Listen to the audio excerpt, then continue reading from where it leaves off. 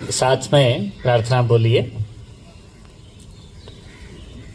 तत्कर्म यन्न बंधाय सा विद्याया विमुक्तये। फिर से, तत्कर्म यन्न बंधाय सा विद्याया विमुक्तये। आयासाय परं कर्म विद्यान्याशिल्पनैपुणम्। आयासाय परं कर्म विद्यान्याशिल्पनैपुणम्।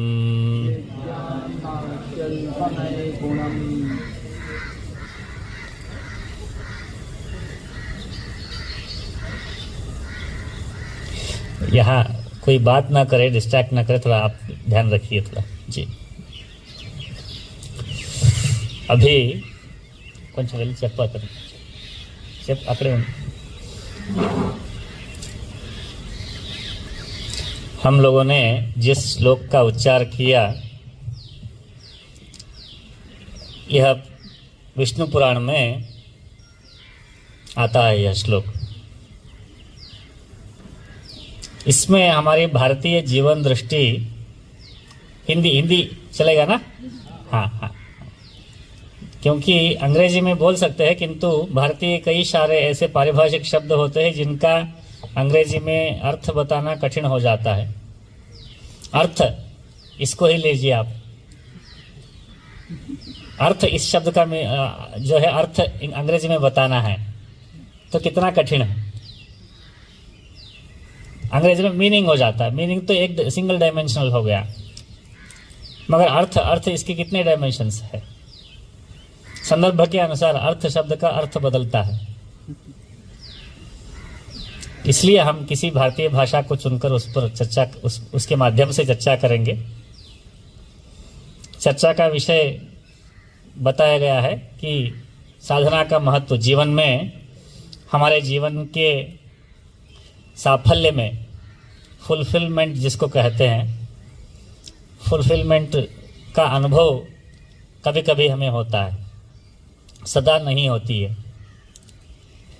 क्यों ऐसा क्यों होता है? क्योंकि हमारा जो सामर्थ्य है, उस सामर्थ्य के अनुरूप जब हम काम नहीं करते हैं तो फुलफिलमेंट नहीं होता है। आप PhD होल्डर हो, आप अच्छा रिसर्च कर सकते हो, मगर आपको जो है सिक्योरिटी मैनेजमेंट में डाल दिया गया। आपको लगता है कि मेरा पोटेंशियल वो है, मुझे ये काम करने के लिए भेजा गया, इसलिए आपको फुलफिलिंग एक्सपीरियंस नहीं होती।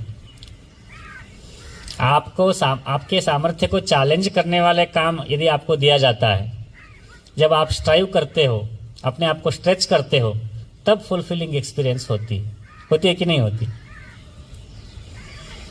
तो ये जीवन के हर क्षेत्र में हमें फुलफिलिंग एक्सपीरियंस देने के लिए इतने सारे क्षेत्रों को हम पैदा नहीं कर सकते, इतने सारे सिचुएशंस को हम ऑर्गेनाइज नहीं कर सकते। जिस सिचुएशन में हम है, उसी सिचुएशन में हमें फुलफिलिंग ढूंढना पड़ेगा। सा विद्याया विमुक्तये आयासाय परं कर्म विद्यान्याशिल्पनैपुणम्।